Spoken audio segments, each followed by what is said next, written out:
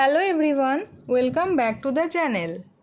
আজকের রচনার বিষয় আমাদের পরিবেশ, সমস্যা ও তার প্রতিকার। ভূমিকা: মানুষ ও প্রকৃতির নিবিড় সম্পর্কের মিলনস্থল হলো আমাদের পরিবেশ। আকাশ, বাতাস, জল, মাটি আর উদ্ভিদরাজি নিয়েই আমাদের এই পৃথিবী। কিন্তু বর্তমানে মানুষের অবিবেচনাপ্রসূত কাজের ফলে পরিবেশের ভারসাম্য নষ্ট হচ্ছে, যার ফলে মানব সভ্যতা আজ এক চরম সংকটের মুখে দাঁড়িয়ে। পরিবেশের বর্তমান সমস্যা: আধুনিক সভ্যতার অগ্রগতির সাথে সাথে পরিবেশের সমস্যাও প্রকট হচ্ছে। ক্রমবর্ধমান জনসংখ্যা, অপরিকল্পিত নগরায়ন এবং অতিরিক্ত শিল্পায়নের ফলে আমাদের চারপাশ বিষাক্ত হয়ে উঠছে। গাছপালা কেটে ফেলার ফলে অক্সিজেনের পরিমাণ কমছে এবং কার্বন ডাই অক্সাইডের পরিমাণ বাড়ছে। দূষণের বিভিন্ন দিক: বায়ু দূষণ: কলকারখানা ও যানবাহনের বিষাক্ত ধোঁয়া বায়ুমণ্ডলকে দূষিত করছে, যা শ্বাসকষ্ট ও ক্যান্সারের মতো রোগের কারণ। জল দূষণ: কলকারখানার রাসায়নিক বর্জ্য এবং গৃহস্থালির নোংরা জল নদী ও পুকুরের জলকে বিষাক্ত করে তুলছে। শব্দ দূষণ: লাউডস্পিকার, গাড়ির হর্ন এবং কলকারখানার শব্দ মানুষের শ্রবণ শক্তি ও মানসিক শান্তি নষ্ট করছে।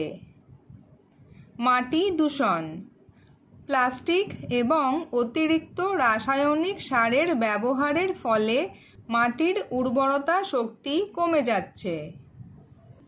গ্লোবাল ওয়ার্মিং বা বিশ্ব উষ্ণায়ন: পরিবেশ দূষণের ফলে পৃথিবীর তাপমাত্রা ক্রমাগত বাড়ছে। এর ফলে মেরু অঞ্চলের বরফ গলে যাচ্ছে এবং সমুদ্রের জলস্তর বাড়ছে, যা ভবিষ্যতে বড় কোনো প্রাকৃতিক বিপর্যয়ের ইঙ্গিত দিচ্ছে। পরিবেশ রক্ষার প্রতিকার: পরিবেশকে বাঁচাতে হলে আমাদের এখনই উদ্যোগী হতে হবে। এর প্রধান প্রতিকারগুলো হলো: বৃক্ষরোপণ: ব্যাপকভাবে গাছ লাগাতে হবে এবং অকারণে গাছ কাটা বন্ধ করতে হবে। প্লাস্টিক বর্জন: প্লাস্টিক ও পলিথিন ব্যাগ ব্যবহার বন্ধ করে পরিবেশ বান্ধব জিনিসের ব্যবহার বাড়াতে হবে। বর্জ্য ব্যবস্থাপনা: কলকারখানার বর্জ্য পরিশোধন না করে সরাসরি প্রকৃতিতে ফেলা বন্ধ করতে হবে। বিকল্প শক্তি: জীবাশ্ম জ্বালানির বদলে সৌরশক্তি বা বায়ু শক্তির মতো পুনর্নবীকরণযোগ্য শক্তির ব্যবহার বাড়াতে হবে। জনসচেতনতা বৃদ্ধি: সরকার বা প্রশাসনের একার পক্ষে পরিবেশ রক্ষা করা সম্ভব নয়।